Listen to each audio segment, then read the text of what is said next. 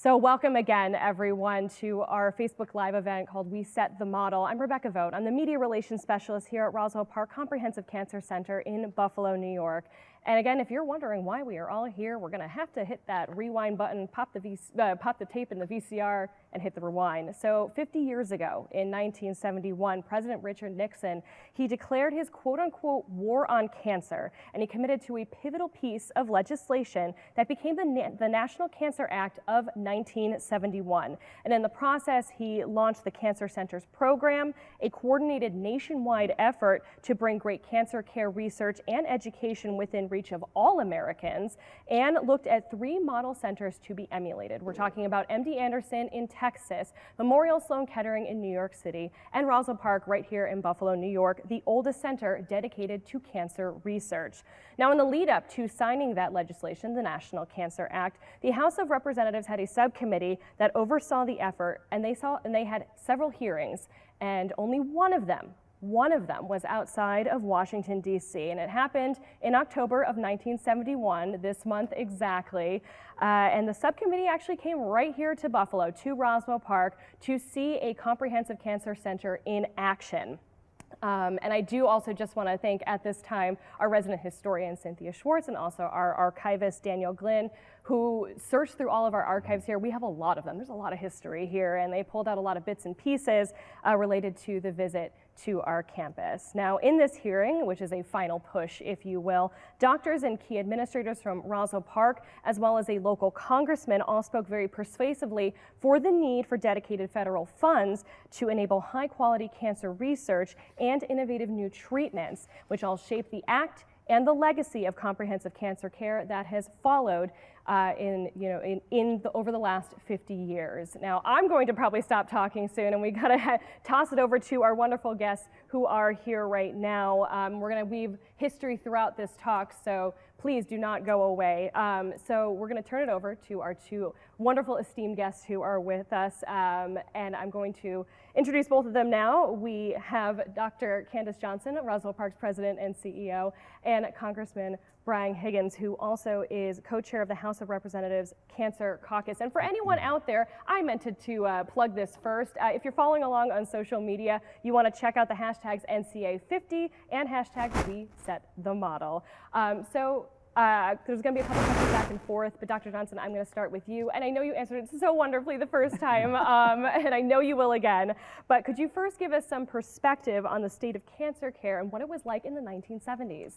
So yes, if you back forward to 1971, it was a very different time. Cancer was not talked about in circles because it was sort of this disease. People were, once you got it, it was usually very advanced. The treatments were extremely toxic, all based on the premise that let's try to design a drug that's going to kill an ability of a cell to grow and divide. And so what it did is it killed your own cells. And led to these huge toxicities. And so cancer treatments and they weren't effective particularly, and we didn't know a whole lot about science in those days. It was really sort of a scientific revolution in the 60s and 70s. But cancer was a problem in this community all around the country, and needed to have a focus. Here was a disease, we didn't know what caused it. It was a complicated disease. It started in various sites around the body. It could start in a solid organ, or you could have a blood cancer. And the treatments were very, very different. And so if as a scientist, what a complicated and complex process. And the only way we were going to make headway in this terrible disease that nobody even wanted to say, Grandma has cancer, is to study it, to investigate it, to put dollars towards it so we could find cures. So crucial, so pivotal, crucial. Yes. Congressman Higgins, one of the interesting things we pulled up when we were looking in some of our archives, and this is also lends itself to what you do. You often use your time on the floor in Congress to talk about the importance of federal funding for cancer research.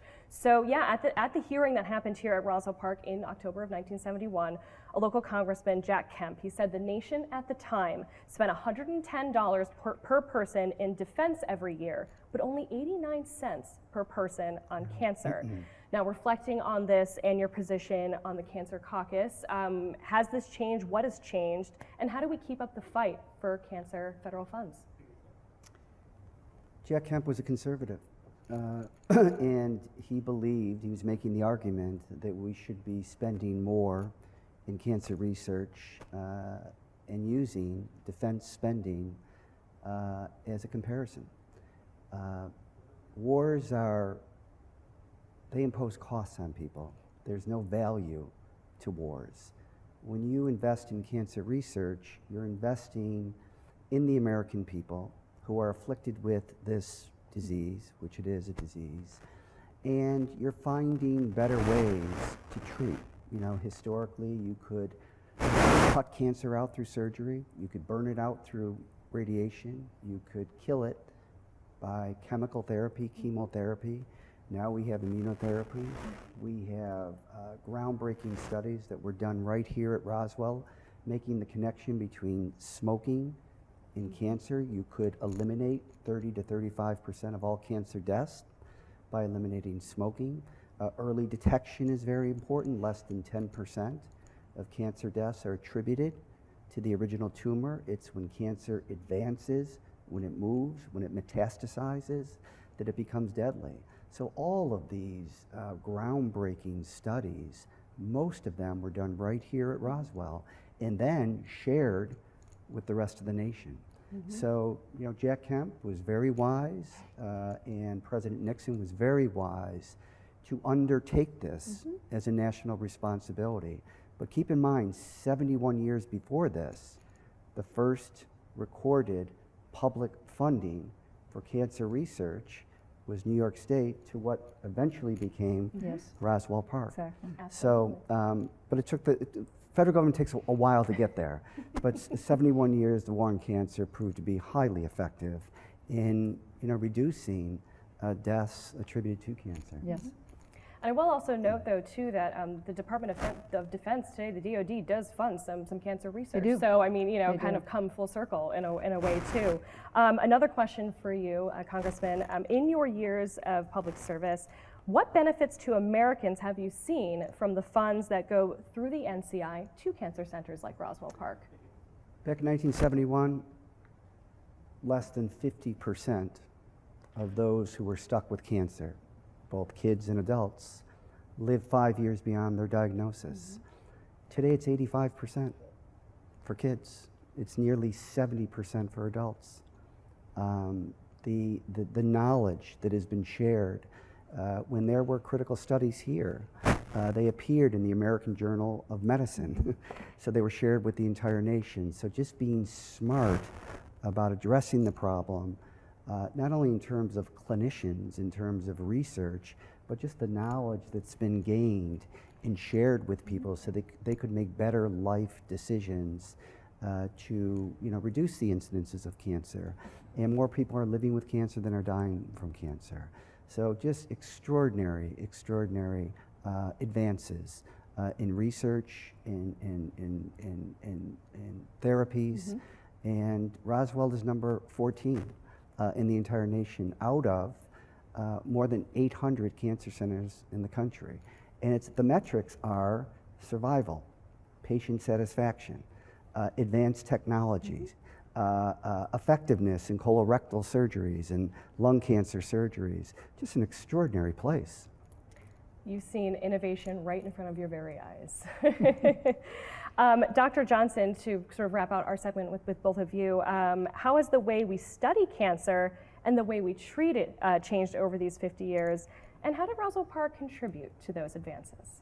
So, the only way to get to those innovative treatments is to study how does cancer start, how does it grow, how does it metastasize, as the congressman said, that because those are the things that you don't survive from when it travels to other sites of your body. So we needed to study it, and we needed to determine how to develop the best therapies. And so, Roswell was on the groundbreaking floor with chemotherapy, even just chemotherapy, those toxins that were pretty toxic, but they did result in cures for many patients. We were in the groundbreaking studies with chemotherapy. photodynamic therapy is using light in a very innovative way to treat cancer. And also the PSA test, the test that men still to this day get to screen for prostate cancer, was developed here, the exact same test by Ming Chu. So it's we've played a very big role in moving these innovative therapies forward, and now we're even on the cusp of using the immune system to fight cancer. The immune system is a very powerful system, and now, after all these years, the 50 years of the National Cancer Act, we actually see cures in certain kinds of tumors that we never saw before. I mean, the C word, cures, not just you've gone into remission, we hope for the best, cross your fingers, but cures. So it's a very exciting time to be in cancer research, and I think the future is very bright for us ahead. Absolutely, absolutely.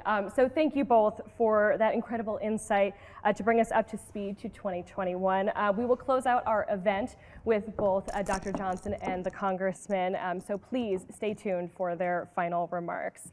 If you are just tuning in right now, we are celebrating the 50th anniversary of the momentous National Cancer Act of 1971, which you can follow with the hashtag NCA50 and the hashtag WeSetTheModel on social media.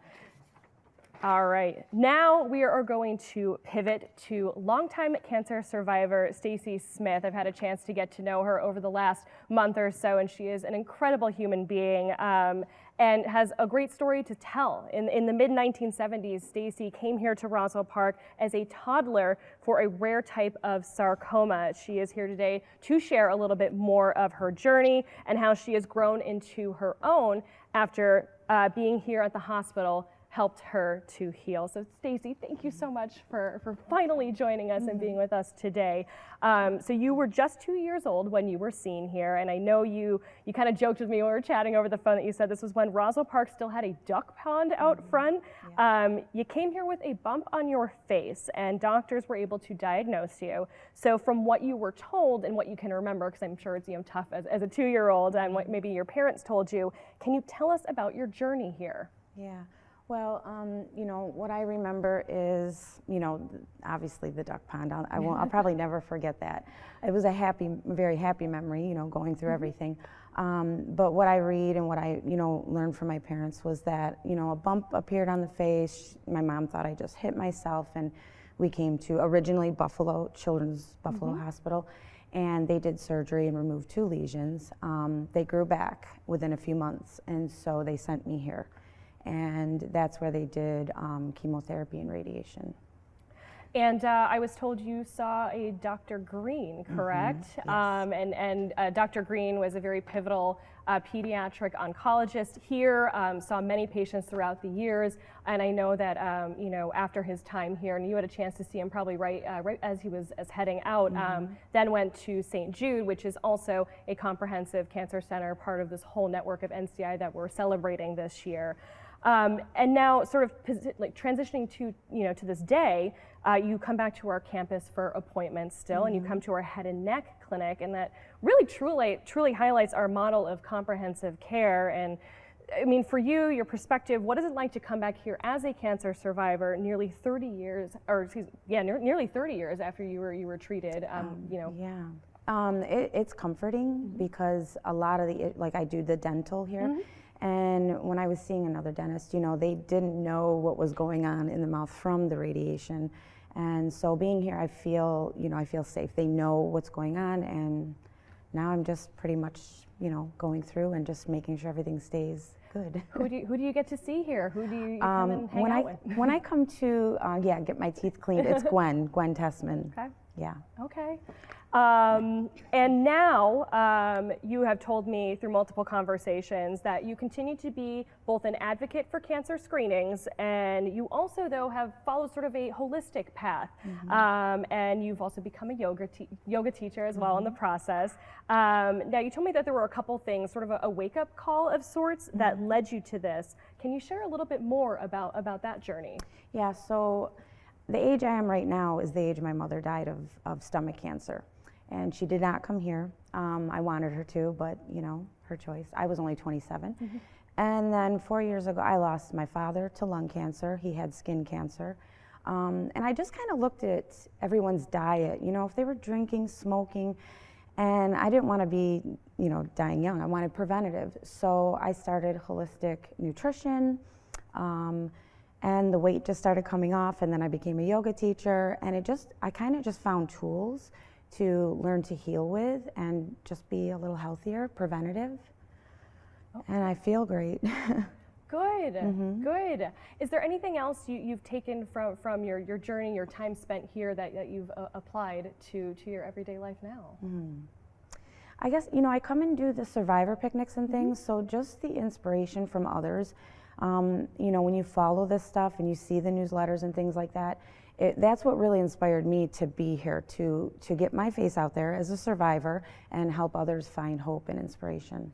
Now, one of the things I know that we were talking about, you know, so you mentioned the survivorship, our picnics, our chapter 2 that we have had for several years. I know that we've been on pause due to the pandemic and everything. We hope to get those back sometime soon. Really driving home that even though you're done with your care here, I mean, it really doesn't stop. You come back, we have programs and supportive things for you. And I know one thing you mentioned that was when you were younger, there was not necessarily the therapy there, which we do offer now through supportive and survivorship. What is it like knowing though that young adults these days now have access to some of our child life specialists and psychologists that they can reach out to when going through a cancer journey? Yeah, to me, I think that's a great thing that's come along, because I struggled growing up, you know, not understanding the scar, the little deformation, the dental work, you know. I was so young. So I do like seeing that, because I think it's going to really help people to heal, and that's the bottom line. You know, understanding what's happening and finding the tools or creating the tools to heal and carry on. Wonderful. Stacy, thank you. Thank you so much for getting up here on stage today. I mean, I applaud you so much for not only the strength that helped you and your family face your cancer when you were so young, but now just how you've grown into your own, and that, again, you came here and you wanted to say, I wanted to share my story and tell it to the world, tell it to Western New York and the rest of the Facebook land. Right. So thank you again very much. Thank you. Appreciate it. Again, if you are tuning in, please be sure to utilize the hashtags NCA50 and also hashtag WeSetTheModel if you're following along on social media and you feel so inclined to share all of this. We now transition along to our third set of wonderful, esteemed guests. On top of top-notch clinical care for each and every patient who walks through our doors, comprehensive cancer centers, they give us the rich research that shapes the treatments of tomorrow, plus offering up educational programs for students of all ages. And we also have a responsibility to serve the communities we live in by addressing their biggest health concerns. So sharing their perspectives now on how that important work all unfolds here at centers like Roswell Park and beyond. We have with us cancer researcher Dr. Adam Sumlin and Dr. Elisa Rodriguez, who is our Chief Diversity and Equity Officer for faculty. So thank you guys both for taking your time to be here with us today. Dr. Sumlin, I think I have a question for you first. And it's a little bit, Dr. Johnson touched upon it before when we looked at some of the stuff in the 1970s. So our model is based on research supporting advances in clinical care. And you have mentioned, again, Dr. Johnson mentioned earlier, how important that was for photodynamic therapy, or PDT, which started to take off in the 70s. And I'm also told that there was a lot of collaboration to get that all off the ground. Can you kind of talk us through that? Yeah, Dr. Thomas, he had this idea of using a therapy, using light therapy. And the way he did it was he took a fast flashlight, shined it over his hand, and he saw that the light came through his hand. So he said, well, how can we develop something that will treat cancer? And he said, let's use laser and a non-toxic photosensitizer to do it. So what he did was, looking at it from a single laboratory, was going to be hard to take it from the benchtop to the bedside.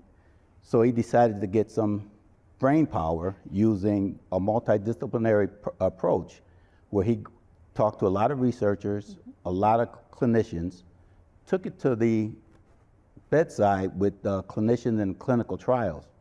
And the way that had to form was being in a comprehensive cancer center like this. So he brought it from a laboratory to Roswell Park, where this was instituted, and it went further to treat more patients, give them a new modality for treating them with for cancer using light and drug. And you worked on that too for quite some time too, right? Yes, I did. I worked on that with him for over 20 years. Wow. Oh my gosh, that's incredible.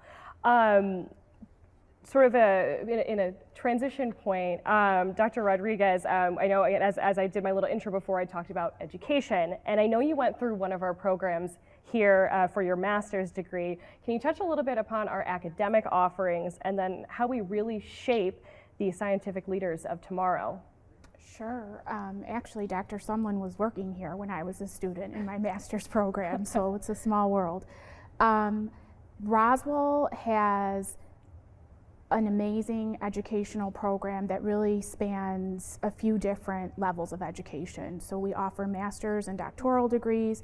There are also postdoctoral training opportunities, as well as summer training and enrichment programs for high school students and students even before they hit the college area. So these are just a few examples, but there's really a rich educational training environment here. I just remember actually being in this auditorium as a student, learning from Dr. Doherty about PDT while the science was actually happening, and being in an environment that provided me with a foundation for how to conduct research, how to set up a research project, which was a pivotal time. It ended up influencing me to go on to do a doctorate. That really brings it full circle for you, for sure. And a question I have for both of you to address. We'll go back not too long ago, but about 30 years ago, beginning in the early 1990s, the NCI made it a formal responsibility for comprehensive cancer centers to be doing more community outreach, more to make sure that our information and our advances are reaching into every corner of our communities. Can you both give us first an overview of how Roswell Park is helping to lead in those areas? And then also, what obstacles do we still have to overcome? What sort of challenges remain? So first, let's talk about what we are doing, and I'll let either of you take that on. Well, for me, Roswell Park opened the door for prostate cancer, where we started reaching out to the community to try to lure more men to the facility just so that they can get screened and learn more about prostate cancer.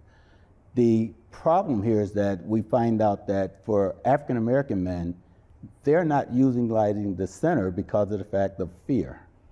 So how do we get the fear out of them? We have to educate them. We have to go out, communicate with them, showing them that we can give them a better quality of life if they learn what we're doing. We can also show them that they have to be their own advocates in order to make this a better program for them.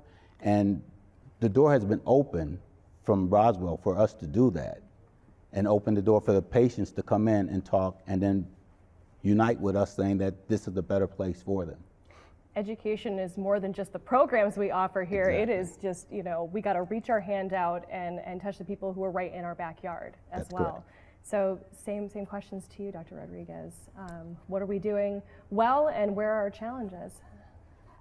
I think one of the biggest things that has helped to really strengthen community outreach and education and engagement has been the creation of the COE, and really having that be something that has been pervasive across the Cancer Center.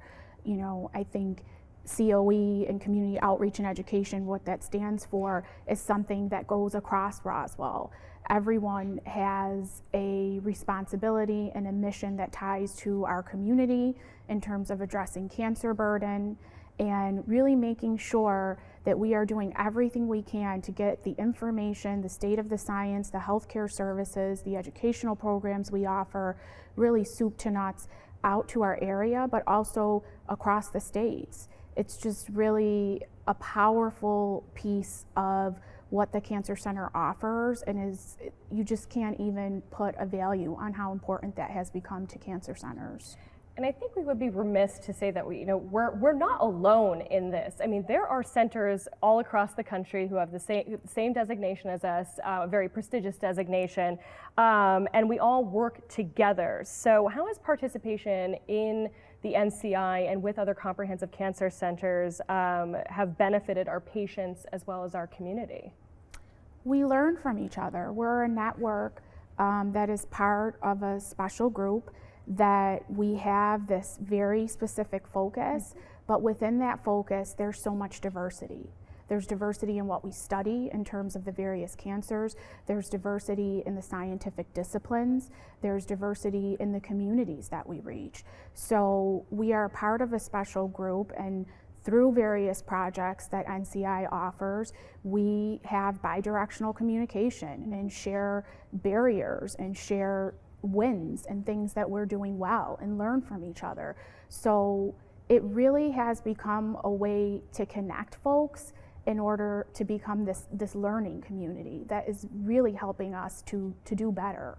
Dr. Sumlin, anything to add? Yeah, I think that it opens the door for us to collaborate, gives us the ability to work together, showing that if we have something that they can piggyback on and enhance it to the benefit of all. I think that that's what we do, and that's why working together with other comprehensive centers benefits everyone, not just one. We're not a one-size-fits-all. That's a very good way to put it, and a good way to wrap out our chat with the two of you. So thank you both, Dr. Sumlin and Rodriguez, for again taking your time out of your day to join us, enlightening us, and taking a deeper dive into our programs and offerings. If you guys are still with us and you're looking to engage with us on social media, again, the two hashtags to utilize are hashtag NCI50 and hashtag WeSetTheModel. Oh, and look who is back and joining us to close out our program today, Dr. Johnson and Congressman Higgins. Welcome back on set. Again, we wanted to thank everyone who has taken time to participate today, but now we are going to turn it back to both of you for some final thoughts. Congressman Higgins, what do you see as sort of the main legacies of the National Cancer Act of 1971? Well, the advancements in the survival rate is incredible. New therapies that are available to people beyond the traditional ones. Immunotherapy has been around for 100 years, but it was discarded for these more traditional therapies. Now it's back as a leader. Candice Johnson is a leader, a national leader. Roswell Park is a national leader. And when you fund cancer research, which started back in 1971 with the National Cancer Act, it saves lives and it saves money. And that's what we should be doing for our people. And whether you live in Buffalo or somewhere else in the country, a lot of the things that are available to people today that weren't even 30 years ago were clinically trialed and tested right here at Roswell. Herceptin for an aggressive form of metastatic breast cancer, and so many others. And all of the firsts were discovered right here at Roswell and made available not only to America, but to the world. And that's an incredible legacy. And the National Cancer Act of 1971 helped to push those technologies advancements forward. And Dr. Johnson, what do you think? Where do we go from here? I mean, you sit at the helm of a wonderful ship here at Roswell Park. What are our biggest opportunities and responsibilities, not only for us at Roswell Park, but cancer centers all across the U.S.? So, unfortunately, people are still dying from cancer, and one of the things, and they're not getting screened. Early detection, it does save lives. There's no question about it. And so I think we really need to make a bigger effort, especially after COVID. During COVID, people didn't go get screened, and so they're presenting now with more aggressive cancers, harder to treat. So I think we need to, going forward, really focus on screening, really focus on trying to get into our communities and get people in through the doors sooner. And then I think for all of you out there, the future is really bright for these innovative therapies. The more and more we learn about the immune system, the more we're going to be able to save lives using this incredible technology. Dr. Brentjens, who is here, is a world's expert in cellular therapies. And so once again, as the Congressman stated, Roswell is going to be right in the front line in all of these things. And I thank all of you for coming today. We're going to have to stay tuned for what comes Yes, around the corner yes, you from are. us. It's going to be good. And that about does it here for our Facebook Live today. I do want to add two things. So there is a blog currently up on our Cancer Talk blog about the 50th anniversary, so be sure to check that out. I also know that there is an upcoming blog about our patient Stacy, who you also heard from today. So keep your eyes peeled on that. So thank you all for taking the time to tune in here on Facebook Live to learn more about the National Cancer Act of 1971 and the 50th anniversary. But if you want to learn a little bit more, we do have a landing page. It's roswellpark.org/we-set-the-model, and you can check out lots of history, facts, timelines, you name it over there. So again, big thank you to everyone, and have a great day.